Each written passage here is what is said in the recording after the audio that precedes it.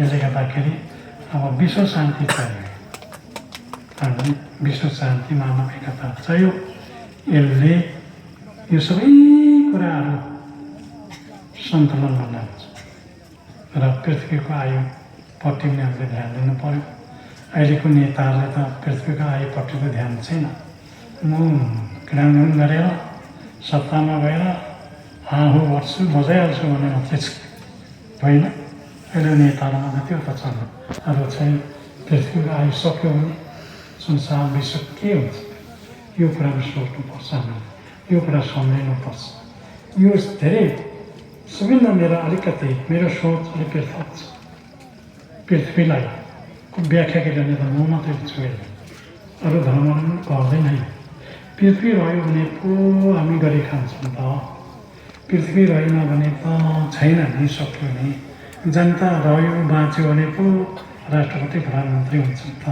जनतै छैन भने त कहाँ राष्ट्रपति हुने, कहाँ प्रधानमन्त्री हुने, कहाँ राजा हुने, कसलाई शासन गर्ने मान्छे छैन भने।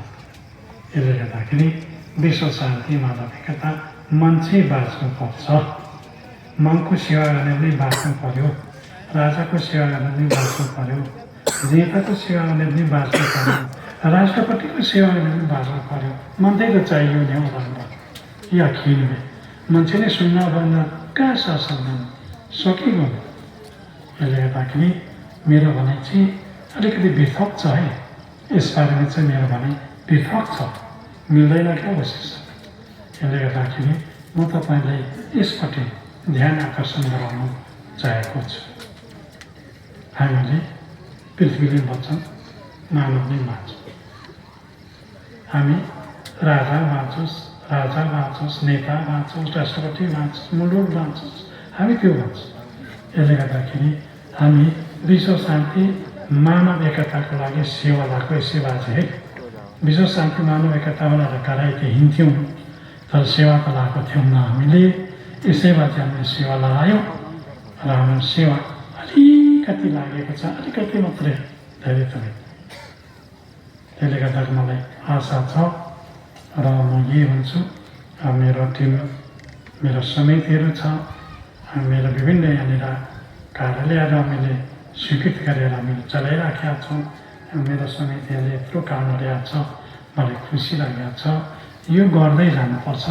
अब हामी गाउँ, टोल, क्षेत्र, पालिका, नगर गएर हामीले सम्झाउनु पर्छ। मान्छेहरू विश्व शान्ति मानव एकतामा एकीकृत हुनुपर्छ। अलिकति ज्ञान त जान्नुपर्छ है, विधि जान्नुपर्छ है। तपाईँलाई यही भन्छु। र हामीले खानपानमा पनि विवेक राखौँ भन्नुपर्छ। नखाइ नसक्ने चाहिँ राति मात्रै खाऊ, मजाले सुत भन्नुपर्छ। खाएर चाहिँ बाटो रिसाव गरेर नहिँड्नु भन्छु। त्यो मानव सभ्यता होइन, हामी जङ्गली सभ्यता हो। त जङ्गली सभ्यताले छोडेर मानव सभ्यतामा आउनु पर्यो, मानव चरित्रमा आउनु पर्यो भनेर ज्ञान दिनु पर्यो नि हो के कसोको। हामीले त्यसरी शिक्षा दिने, त्यसरी रिसाउनेले पनि आज दिने, भोलि दिने, तिम्रो प्रेसरको हाई छ कि टेस्ट पनि गर्ने, चेक पनि गर्ने, दबाई पनि दिने, प्रेसर लो गरेर सम्झाउने, ज्ञान दिने, शिक्षा दिने हाम्रो काम हो नि। तपाईँहरूले यो काम गर्नु पर्यो, म यही भन्छु तपाईँलाई। त्यसो गर्दा सारा जगतको भलो पनि हुन्छ, सारा पृथ्वीको भलो पनि हुन्छ, सारा राम्रो भएर जान्छ र बाटो यो छ। र हामी यो गऱ्यौँ भने हुँदैन है, पृथ्वी अन्त हुन्छ। पृथ्वी अन्त भएपछि त हामी ज्योति खाने ठाउँै हुँदैन, बाँचेको अर्थै लाग्दैन, सकिन्छ। त्यसले गर्दाखेरि हामीले सबै बाँचौँ भनेर हामी लागेका छौँ। र मैले यो भनिराखेको छु तपाईँहरूलाई, घरिघरि सम्झाउने काम मैले आइडियाहरू दिइराखेको छु। तपाईँहरूको जीवनको लागि पनि दिएको छु।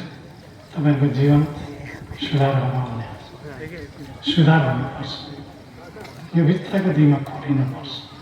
यो खाँदा माछ, यो खाँदा पिसाजी हुन्छ, यो खाँदा नसा हुन्छ, यसबाट वञ्चित रहनुपर्छ र हाम्रो आयु आउनुपर्छ भनेर सोच्नु पर्यो। यसतर्फ पनि तपाईँहरूले जीवनलाई सुरक्षा रक्षा गर्नेतिर तपाईँहरू लाग्नु पर्यो। मैले भनिराखेको छु, पहिलाभन्दा धेरै सुधार आएको देखेँ। हाम्रो यति मान्छे जम्मा भयो भने त हाम्रो त जात लगभग पाउने जात हो खुकुरी झिकेर भिड साडी हुनुपर्ने फाड्नुपर्ने तर अहिले सभ्यमा धेरै तपाईँ नजिक आइसक्नुभयो अब यो गतिले 20 वर्षमा धेरै अगाडि बढ्नुहुन्छ यो कुरा नै मलाई भलो लागेको छ यो कुरा नै मलाई खुसी लागेको छ यो मानेमा र यो भन्दै अझ तपाईँहरू यसरी आउनुभएको मलाई खुसी लागेको छ र अब उहाँहरूको बारेमा बोल्नुपर्ने अलिकति छ र भविष्यमा अलिकति बानीहरूमा अलिकति थपहरू हुन्छ हाम्रो अनि भविष्यवाणीमा अलिअलि थपिने कुराहरू पनि भन्नुपर्ने छ र एकछिनको लागि तपाईँहरूलाई मेरो वचन बिस्तारै बिसाउँदैछु एकछिनमा यो जम्मा हो अलिक बेलुका हुँदै जान्छ त्यति बेला अलिक राम्रो कुराहरू आउँछ र त्यति बेला सुन्नुहोला यही कुरा बिन्ती गर्दै सेवाहरू धन्यवाद